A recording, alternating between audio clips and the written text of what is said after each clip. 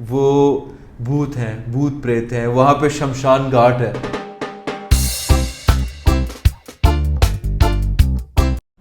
अस्सलाम वालेकुम वरहमतुल्लाहि वबरकातुहू। जनाब, रियल स्टेट में क्यों इन्वेस्टमेंट की जाए? मुझसे मेरे काफ़ी दोस्त बहस करते हैं रियल स्टेट क्यों वहाँ पे इन्वेस्टमेंट की जाए।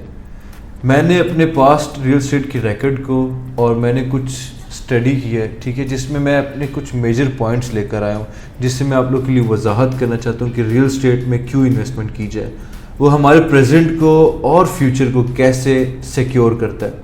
The first point will be कि उसमें प्रेडिक्टेबल कैश फ्लो होता है। लेट्स टेक एन एग्जांपल कि कोई भी शख्स डीएचए में इन्वेस्टमेंट करता है, उससे पहले वो डीएचए के पास्ट रिकॉर्ड को स्टडी करता है कि पास्ट ईयर्स में जिन लोगों ने इन्वेस्टमेंट की थी उन्होंने किस तरह का प्रॉफिट कितने टाइम पीरियड पे गेन किया। अकॉर्डिंग टू दैट वो अपनी इन्वेस्टमेंट को प्लान करता है। 8 मंथ्स, 12 मंथ्स, 2 साल, 3 साल, वो प्रिडिक्ट कर सकते हैं कि कितना कैश फ्लो आएगा मेरे लिए। हम इसमें रेंटल वैल्यू को भी ले सकते हैं कि हमारे पास एक सोर्स है, एक परसेंटेज है कि अगर आपकी प्रॉपर्टी इतने अमाउंट की होगी तो आप इतने परसेंटेज का रेंटल वैल्यू उसको लगा सकते हैं। तो ये एक और प्रेडिक्टेबल कैश फ्लो गया। And there many more. आपका जो सेकंड पॉइंट होता है कि रियल स्टेट हमेशा इम्प्रूवेबल होता है। इसमें मैं आपको इस तरह वजाहत करके दे सकता हूँ। आपकी ज़मीन है, ठीक है, आपने उस पर घर बना लिया, घर कंस्ट्रक्ट कर लिया, आपने उस घर को बेच लिया। इससे क्या हुआ? आपने ज़मीन का प्रॉफिट भी गेन किया और घर का जो कंस्ट्रक्शन की थी उसके प्रॉफिट को भी गेन किया। लेट्स सपोज आपने बेचा नहीं और आपने उसको रेंट पे लगा लिया। आपने रेंट पे लगा लिया, आप उसकी रेंटल वैल्यू ले रहे हैं और वो हर साल अप्रिशिएट होती है, हर साल वो बढ़ता है 10% के हिसाब से। आई गेस आपकी, कुछ लोग कहते हैं कि उसकी कंस्ट्रक्शन कॉस्ट गिर जाती है, उसकी वैल्यू गिर जाती है। रेजिडेंशियल प्लॉट की 27.5 ईयर्स के बाद वैल्यू डिप्रिशिएट होती है जो कंस्ट्रक्शन हुई होती है। और कमर्शियल प्लॉट में अगर कंस्ट्रक्शन की जाए, कमर्शियल कंस्ट्रक्शन जिसे कहते हैं, 39 ईयर्स के बाद डिप्रिशिएट होती है। लेट सपोज वो डिप्रिशिएट भी हो गई, आप इसको फिर भी इम्प्रूव कर सकते हैं। काफ़ी लोगों ने अपनी बिजनेस को इस तरह एक्सपैंड किया है। बिल्डर्स जितने भी हो गए, पुराने घर खरीदते हैं, वो उस पर वैल्यू ऐड करते हैं, पैसे लगाते हैं, रेनोवेट करते हैं और उसको मैक्सिमम अमाउंट में बेचते हैं। लोग इस तरह अपना सोर्स ऑफ इनकम बनाया लोगों ने। यार, ज़मीन की वैल्यू पता है कब गिरती है? अगर उस पर कोई बात फैला दे कि वो भारी जगह है, वो भूत हैं, भूत प्रेत हैं, वहाँ पे शमशान घाट है। अगर कोई लोग इस तरह की बात फैला दे तो ऑब्वियसली वहाँ पे कोई रहने नहीं आएगा, वहाँ पे कोई ज़मीन नहीं खरीदेगी जिसकी वजह से उसकी वैल्यू, अदर देन दैट मुझे नहीं पता जिसकी वजह से ज़मीन की वैल्यू गिरती होगी। मुझे काफ़ी करीबी बुजुर्ग ने भी कहा था कि ज़मीन कभी किसी को धोखा नहीं देती। आप खाते भी उसी से हो, पीते भी उसी से हो और जाओगे भी उसी में। अगर आपको एक प्रॉपर कंसल्टेंट मिल जाए और आपको बता दे कि ये ज़मीन कब आपको फ़ायदा देगी तो वो हो सकता है। स्टॉक्स की अगर मैं बात करूँ, स्टॉक्स कभी भी आपको धोखा दे सकती है। गुज़िश्ता रोज़ आप लोगों ने क्रिस्टियानो रोनाल्डो की वीडियो देखी होगी जिसमें प्रेस कॉन्फ्रेंस में उसने कोक की बॉटल्स को साइड पे कर दिया था। मिलियंस एंड मिलियंस का नुकसान हुआ था, उसके स्टॉक्स गिर गए थे। इलॉन मस्क की अगर मैं बात करूँ, इलॉन मस्क ने एक पॉडकास्ट में 2-3 पफ्स लगा लिए थे हशीश के, जिसकी वजह से उनके स्टॉक्स गिर गए थे। ज़मीन की वैल्यू ऐसे नहीं गिरती। आपको मैं अगर तीसरा पॉइंट बताऊं कि लोअर टैक्स रेट है। पहले ज़माने में तो बिल्कुल ज़मीनों पे टैक्स होता ही नहीं था।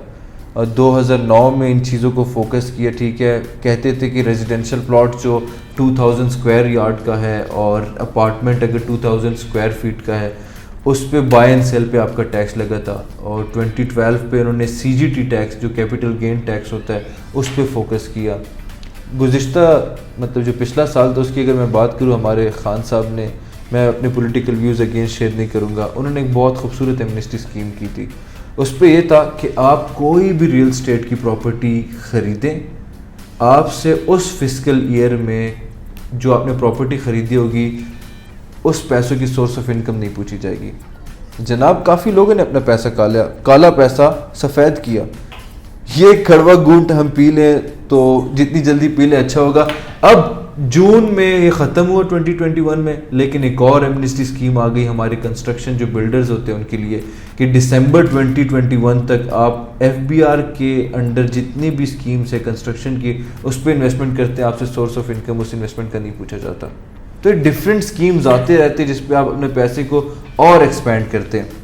मैं अगला अपना पॉइंट आपके साथ शेयर करना चाहता हूँ, इस पे रिस्क बहुत कम होता है। हमने 50 इयर्स की पास्ट 50 इयर्स का रिकॉर्ड हमने स्टडी किया है, जिस पे हमें मालूम हुआ कि मिनिमम से मिनिमम आपको जो रिटर्न मिला है दैट्स 11%। 11% से कम नहीं हुआ किसी को भी रिटर्न, ठीक है।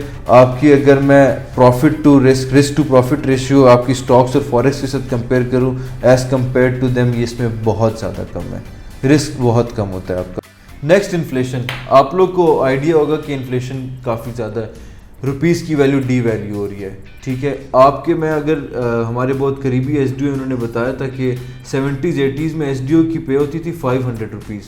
उस वक्त सोना तोला होता था, तोला सोना 100 रुपये का, मतलब एक एसडीओ 5 तोले सोना अपनी पे से ले सकता था। आजकल के एसडीओ की पे है 1,50,000 1,60,000 if I am not wrong. वो एक तोला ले सकता है, दूसरे तोले की सोच भी नहीं सकता अपनी पे से अगर वो लेना चाहे। अब इसको ओवरकम कैसे की जाए?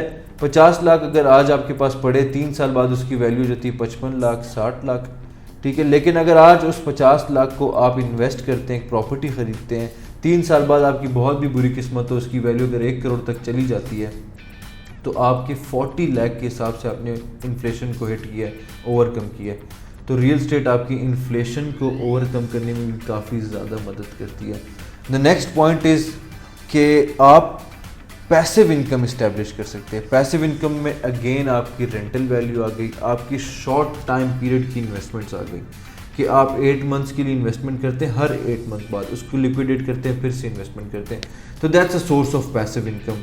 आपकी रेंटल वैल्यू में आ जाता है आपका, आप रेंट लेते हैं अगेन 0.5% के हिसाब से, तो वो भी आपका पैसिव इनकम का सोर्स बन जाता है।